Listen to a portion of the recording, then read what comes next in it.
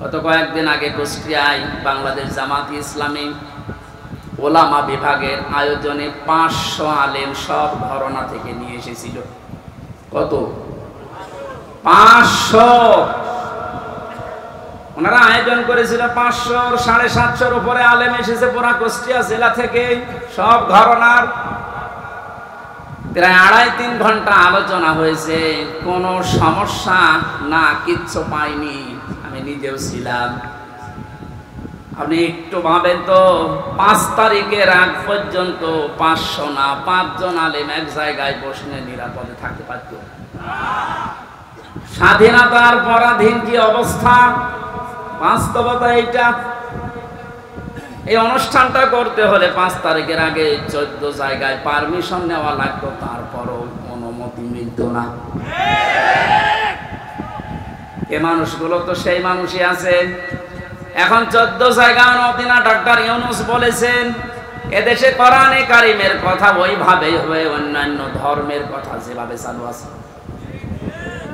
হিন্দুদের পূজা, ওদের দুর্গা পূজা, সরস্বতী পূজায় যদি অনুমতি না লাগে, পাহারা দেওয়া হয়, কোরআনের অনুমতি লাগবে কোন কারণে? কিছু মানুষের কিছু চিন্তাধারায় আল্লাহ তাকে মাফ করেন। কবি নজরুলের জীবনে ওরকম আমল আমি ওনার জীবনী পড়ে পাইনি, কিন্তু কিছু কিছু কথা এত দামি, আমার মনে হয় আল্লাহ ওই কথাগুলোর কারণে মাফ করে দেবে। এই লোকটা যে ঘোষণা দিল, কোরআনের পক্ষের লোক না বিপক্ষের লোক ওটা আমি বলছি না, কিন্তু যে ঘোষণা দিল, এই 17 বছরে কোনো মুসলমান তো এই ঘোষণা দিতে পারে না। আরো বিরোধিতা করতেন আপনি।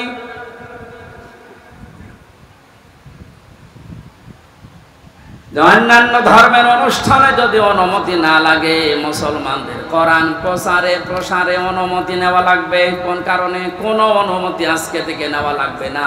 যেখানে যতটুকু পারেন কোরআনের কথা ওই ফরসি বলবেন, যেটা আল্লাহ জানিয়েছে। ওনার পরের দিন এই দেশের ডিসিএফ এর প্রধান যিনি গোয়েন্দা বিভাগের আমার কল দিয়েছিল, আমার মাহফিল ছিল ওই দিন গাইবান্ধা।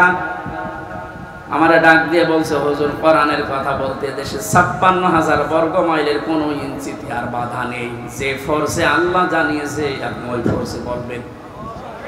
কেউ যদি কোনো জায়গায় একটু শব্দ করেন, শুধু একটু জানাবেন, আমারে সেভ করে রাখবেন, ঠ্যাং ভেঙে ফেলবো। আমি বললাম, স্যার আপনি এতদিন কোথায় ছিলেন? আমি কেবল দায়িত্ব পেয়েছি। দুইটা কথাও আবার জানিয়েছে, যারা আয়োজন করে তাদেরকে আপনি বলবেন ওনারা যেন মহিলা প্যান্ডেলটা আলাদা করে, ওখানে পুরুষের যেন আনাগোনা না থাকে, আর ওনাদের যে আলাদা টয়লেট বা নামাজের ব্যবস্থা ওগুলো যেন ওয়ান টাইমের জন্য করা হয়। ভালো প্রস্তাব দিয়েছে। এটা যেহেতু রেকর্ড হচ্ছে, সারা বাংলাদেশে আমার প্রত্যেকটা জেলায় 2টা-3টা করে ওয়াজ নেওয়া আছে। এর মাধ্যমে সবাইকে জানাচ্ছি, আমার এই স্যারের কথাটা মানা দরকার। কথাটা ভালো কথা না? পর্দা কিন্তু নফল না। পর্দা কি নফল? ফরজ। কেমন ফরজ? নামাজের মতো ফরজ। কিন্তু আজ অনেকে এটাকে গুরুত্ব এভাবে দিতে চায় না, নফলও মনে করে না। পর্দা যে একটা ফরজ, নফলও মনে করে না।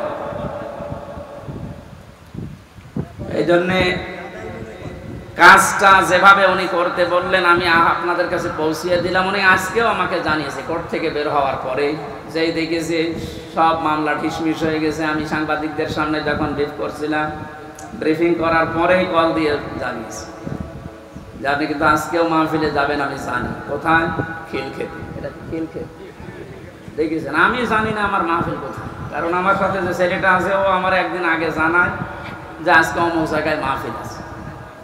ওনারা জেনে ফেলেছে, কত খোঁজ রাখছে। ওনার ওই কথাটা আমরা আহ্বান জানালাম, আপনারা মেনে চলবেন। মেয়েদের এই সিস্টেমগুলো একটু দরকার। ওনাদের ইসলাম জানা দরকার নেই বলেন? ঢাকাবাসী কোরআনে কারীম থেকে কথা আরম্ভ করার জন্য আমরা আল্লাহর শুকরিয়া জানাচ্ছি, যিনি আমাদেরকে এই স্বাধীনতার একটু হালকা সুখ পাওয়ার তৌফিক দিয়েছেন।